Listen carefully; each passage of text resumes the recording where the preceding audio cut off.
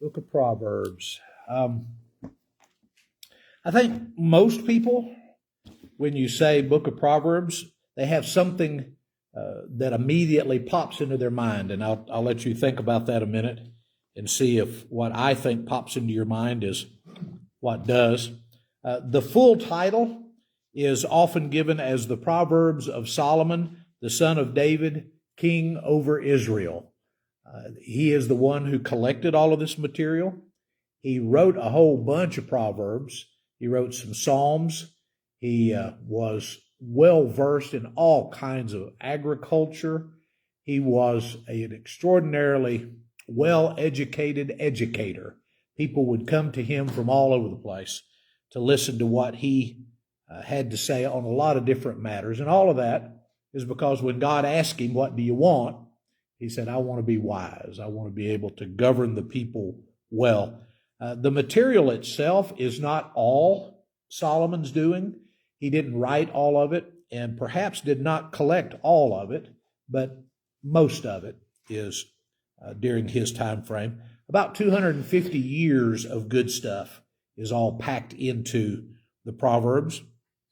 And when you read it, you're reading a lot of different kinds of wisdom. It's not all one particular kind. The Hebrew word mashal is the word that they would use to describe it. Sometimes it's a comparison. This thing is like that thing, or this thing is opposite of that thing. That's one of the things that a lot of us remember, is that he'll have little couplets, and one of them will be, if you do this, you are wise, but if you do this, you're a fool. And he'll put those together. So comparing different things. There's a rule or a standard of behavior that Solomon thinks is important. And a lot of times he will use the persona of a prostitute as the bad advice. If you follow after the prostitute, then you're following after foolishness. But there's another woman who calls to you, and that woman is wisdom. And if you listen to her, then your life will be better. One of the things that the Proverbs do that's real similar maybe to God, and you don't necessarily get all of the information that you'd like to have. And it's included to make you desire, to make you long for more wisdom, to try to grow and to try to find out more about what God wants you to know. In English, the word proverb carries kind of the same idea, but what most people think about are short, pithy, witty sayings, things that you could put on the sign out in front of the church building. Way back when I was a youth minister at my heyday, one of my jobs was to put the things up on the sign out in the front yard by the highway. And I had this long pole, and those letters, you'd stick to the pole and slide them in. And that was one of my jobs every week. And coming up with pithy sayings to put on a board out in front of the church building is tougher work than anybody would ever imagine. I would put things up, and then one of the elders would call me and say, "Is that really what you thought you wanted to say on that board?" And I'd go out there and take it down, put something out. There's aphorisms. An aphorism is a short, to the point way of talking about principles, the way life should be, things that we can formulate a lifestyle on. Precepts of rule, conduct. How should I live? Does God care about how I live? What happens if I don't live the way that God wants me to live? And it's not so much about heaven and hell. He doesn't even mention the law of Moses. The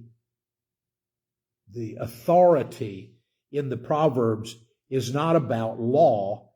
It's about good living, and it's about making your life as good as it could be. If you live this way, you can expect a happy life, and if you live this way, you can expect to have a bad life. And not only you, but you'll affect or infect the people that are around you.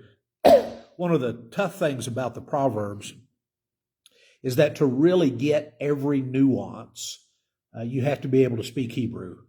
There's a lot of little play on words that are in here, and so you'll read it and you'll go, well, okay, maybe that's true, but it's not that profound. Well, in the Hebrew, it's pretty profound, but to translate what it says in the Hebrew over to English is not so easy sometimes. I read one scholar who said, if you don't get Hebrew, you don't get Proverbs.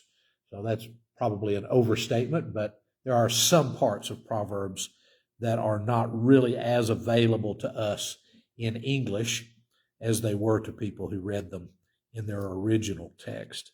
Now, a lot of the book of Proverbs is comprised in sentence format. You get a proverb, and then the next sentence may have absolutely nothing to do with the one prior to it.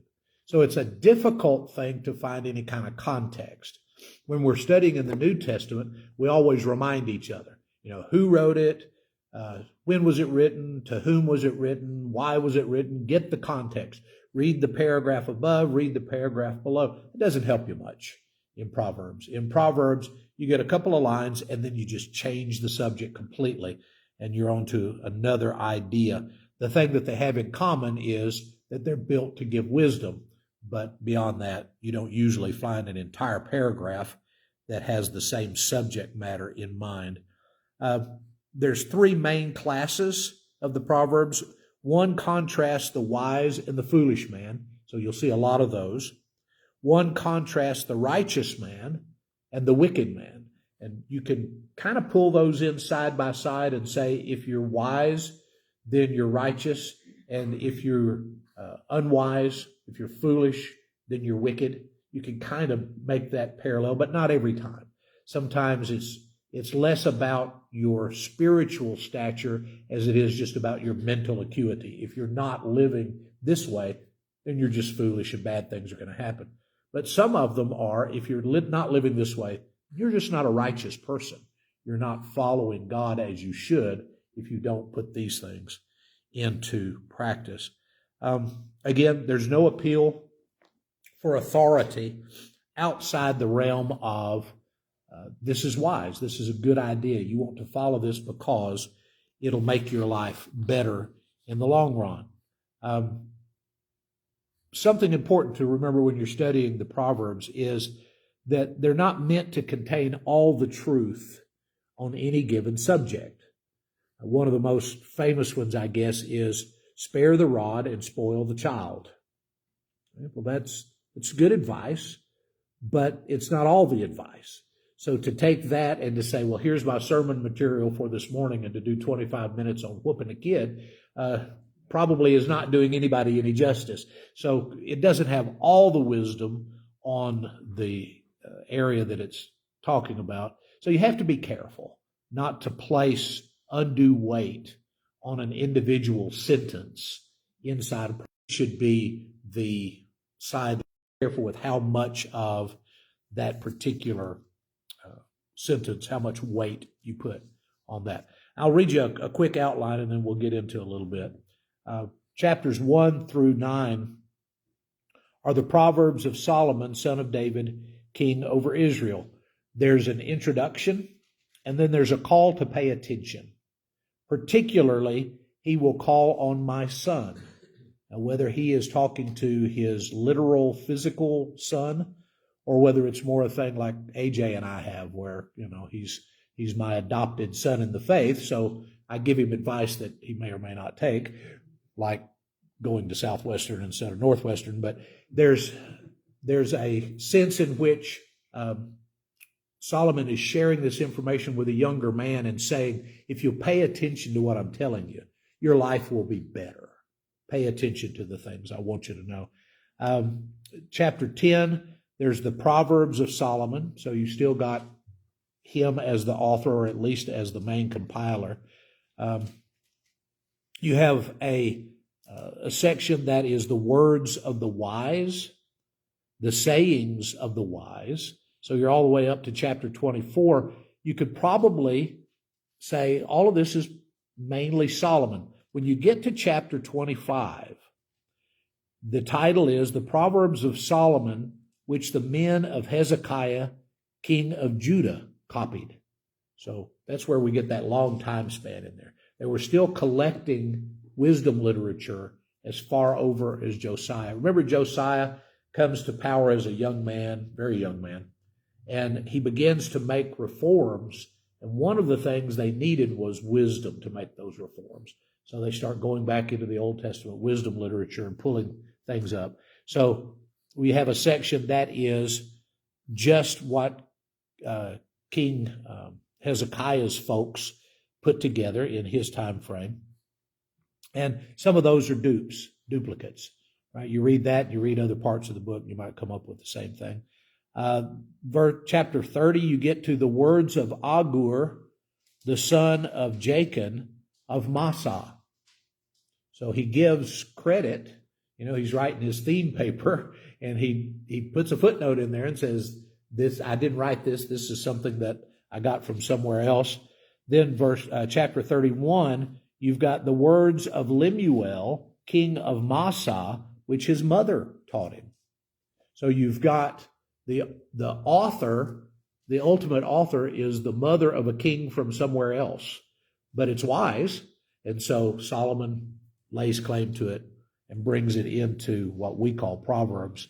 And then that very end in chapter 31, it's either more from the mother of King Lemuel, or it may be a final independent thing, but praise of the good wife, where she gets up before everybody in the family and she works by lamplight all day and all night, and she makes all their clothes and works and makes all their food and basically does everything. Does anybody remember what the husband does?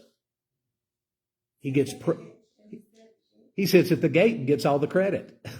You were so wise to marry that woman. That I've always wondered about that particular proverb. But anyway, so he has a lot that he wrote, and some that he incorporated, and then some that may be in there twice because Hezekiah's guys got hold of it during Hezekiah's reforms. So all of those things. So in one sense, wisdom is seen as being a little bit messianic. Okay? Look at chapter 3. Chapter 3, verse 19.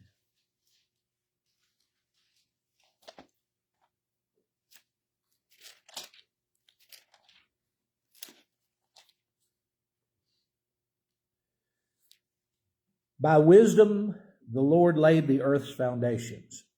By understanding, he set the heavens in their place. By his knowledge, the watery depths were divided, and the clouds let drop the dew. My son, do not let wisdom and understanding out of your sight. Preserve sound judgment and discretion. They will be life for you, an ornament of grace around your neck. So you say, well, what's messianic about that? Think about John chapter 1. In the beginning was the Word. The Word was with God, and the Word was God. That's the way it was in the beginning with God. All things were made by him, and without him was not anything made that was made. In him was life, and the life was the light of men, and the light shone in the darkness, and the darkness could not overcome it. So in Proverbs, he talks about by wisdom the Lord laid the earth's foundations. John says by the Logos, by the Word. The word Logos means wisdom or understanding. So when John says in the beginning was the Word, he's also at least hinting at the idea that in the beginning was the wisdom. It was God's powerful knowledge and wisdom that created. Well, if he created through Jesus, and Jesus is the Word, then that wisdom was involved. So it has a slightly messianic tone to it. Look at 1 Corinthians chapter 1. See if that adds anything to it.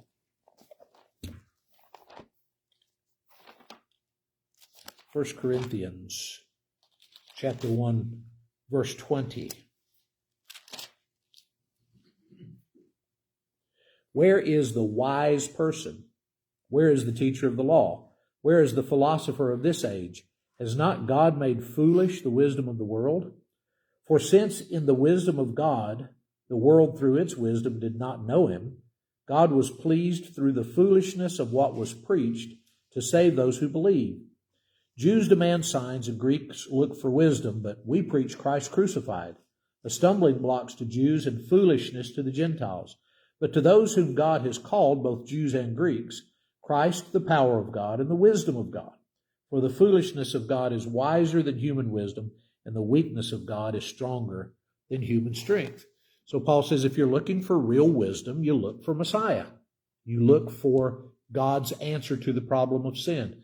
Of course, he goes on to talk to the Corinthians about a lot of different problems that they were encountering in their fellowship. But his introduction is just kind of a broad brushstroke to their society, to their culture.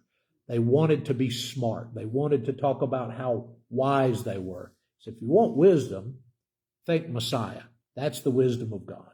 So if you take John and kind of incorporate that in, you've got God at the beginning of time through the Logos, through the Word of God, creating the universe in his wisdom, and then in his wisdom bringing Christ to the planet to live and to die and to be resurrected for the sins of mankind. It all just folds in together. So again, I don't know whether that was Solomon's intent to try to bring in that messianic thought, whether the Holy Spirit infused that thought into his writing, or whether it just matches up well. Sometimes it's hard to tell which is which. Sometimes Solomon uses wisdom and knowledge interchangeably. So you want to know what God is. You want to know what you can about God, and that helps you to gain wisdom. All right. We've already mentioned this, but we'll look at some examples. We're not sure whether Solomon's talking to his son or somebody else's, but let's just look at a few of the verses real quick in the early parts. Chapter 1 is a good place to start. Proverbs 1. Let's just read the first 8 verses. The Proverbs of Solomon, son of David, king of Israel, for gaining wisdom and instruction, for understanding words of insight, for receiving instruction in prudent behavior, doing what is right and just and fair, for giving prudence to those who are simple, knowledge and discretion to the young.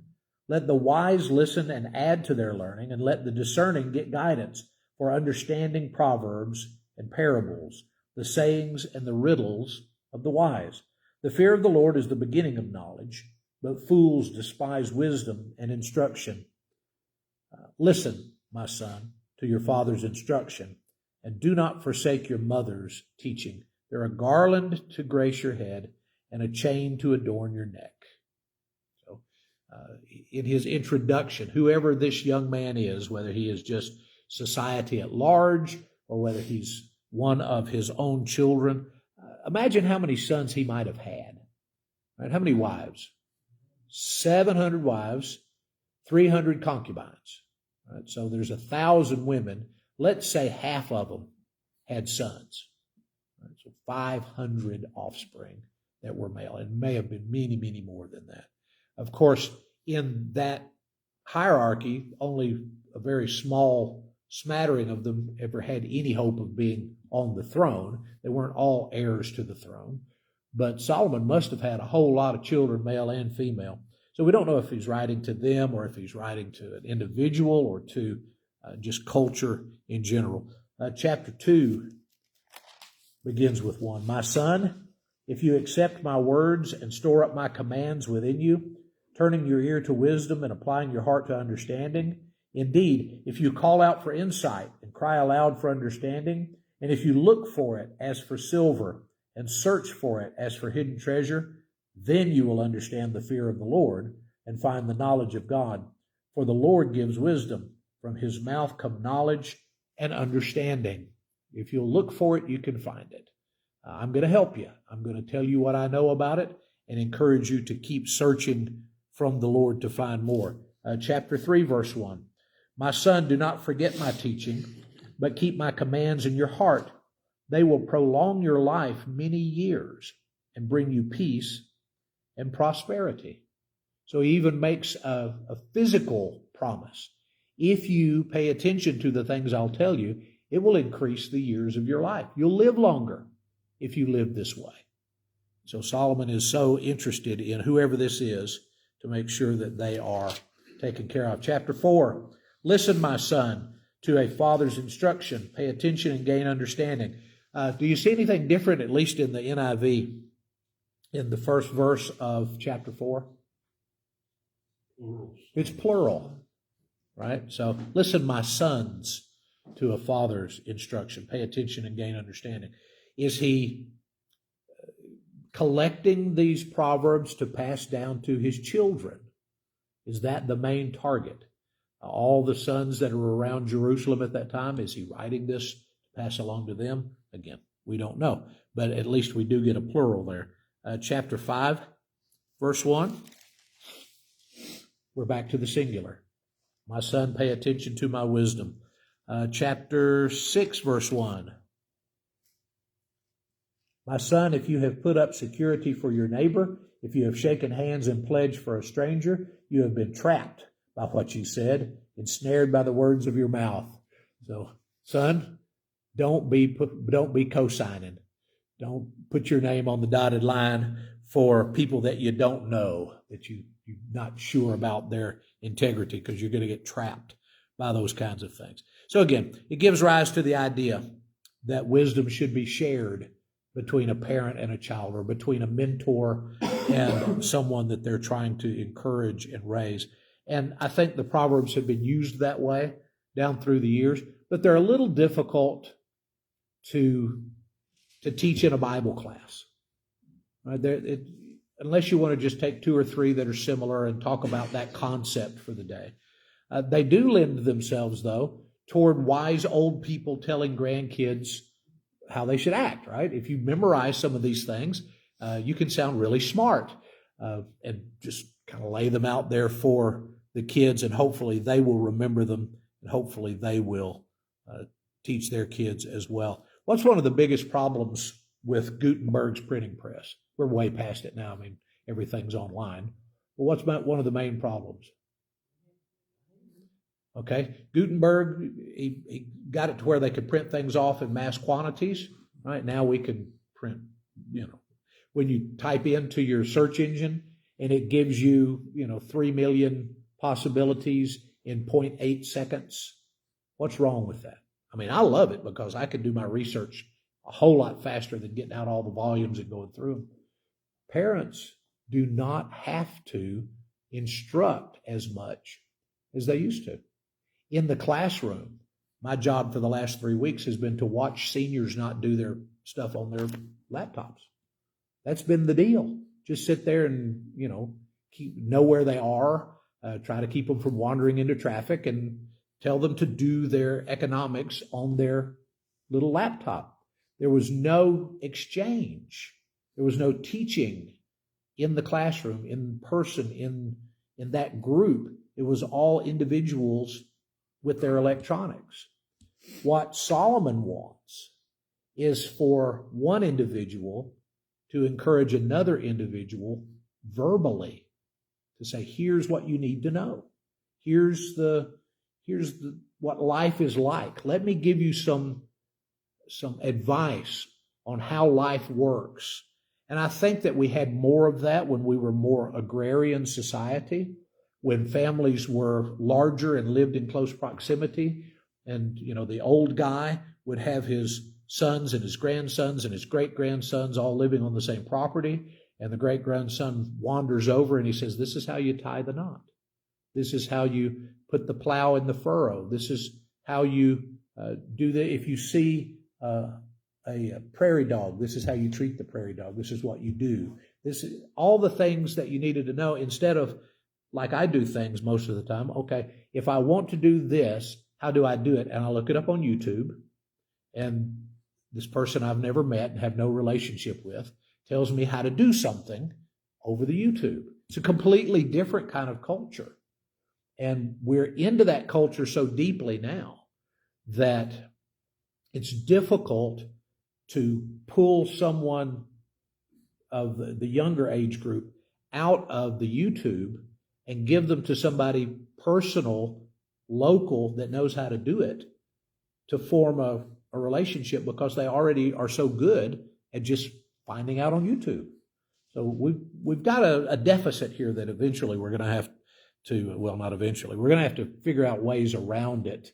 And the generations that are coming up now, I guess the wisdom they'll be able to share is, who's the best YouTube personality to go look at.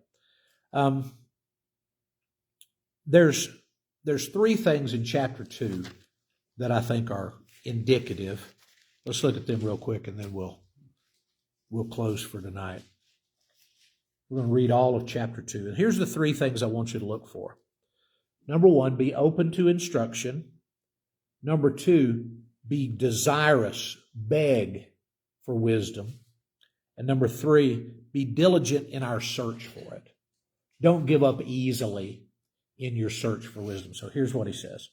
My son, if you accept my words and store up my commands within you, turning your ear to wisdom and applying your heart to understanding, indeed, if you call out for insight and cry aloud for understanding, if you look for it as for silver and search for it as for hidden treasure, then you will understand the fear of the Lord and find the knowledge of God.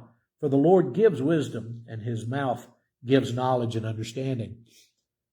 He holds success in store for the upright. He's a shield to those whose walk is blameless. He guards the course of the just. He protects the way of his faithful ones. Then you will understand what is right and just and fair, every good path.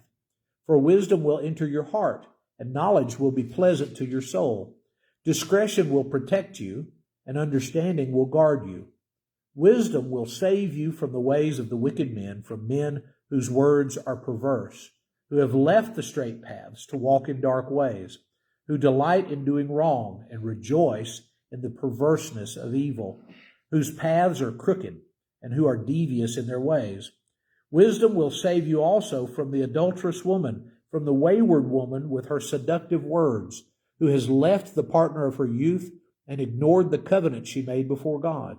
Surely her house leads down to death, and her paths to the spirits of the dead. None who go to her return or attain the path of life. Thus you will walk in the ways of the good and keep to the paths of the righteous, for the upright will live in the land. The blameless will remain in it, but the wicked will be cut off from the land, and the unfaithful will be torn from it. So you see some of the things that we've mentioned. He talks a little bit about wisdom, but almost in the same breath, he talks about righteousness. If you seek wisdom, you'll find righteousness. If you listen to the advice I'm giving you, then your life will be better and better. If you listen to that adulterous woman, and later on, she's not just physically adulterous, she's one who is part of the culture that's calling you away from the wisdom of God. So she has kind of a dual role throughout Proverbs. But he's talking to young men, whoever they are, to a young man, whoever he might be. And some of the first advice that he gives him is sexual in nature, or at least the way he describes it. Stay away from that woman, because you get involved with her, you're not coming back. Right? She's going to drag you so far off the path that you're not going to be able to find your way back. But again, wisdom begets righteousness, foolishness begets unrighteousness, and it kind of plays out in there. But again, be open to instruction, pay close attention, beg even for wisdom, and be diligent in your search for it. Maybe y'all can quote this one without me having to look it all the way up, but I'm headed toward James chapter 1. What does James say about wisdom? Remember? It's one that comes right behind a more famous passage. He talks about, consider it pure joy when you fall into various trials. The trying of your faith produces patience. Let patience have its perfect work, so you'll be complete and entire, lacking in nothing. But if you lack wisdom, what should you do? Ask God, right? Who gives to all men liberally and upbraideth not, the King James says. He gives to all men liberally without finding fault. And he can supply you with what you need. So Solomon says, go search it out, find it, seek for it. Don't just take what I'm giving you. I've done my due diligence. I've gone and done my research. And so here's what I have found, son. But I want you not just to take what I've given you, but to be there was a catchphrase in education for the last several years: be a lifetime learner. Get so involved with your education that once you've graduated and you've moved on into your own life, you're still learning, you're still growing. And so Solomon is encouraging whomever his audience might be, that they don't just take his wisdom, but that they keep seeking it and to go to God to try to find it.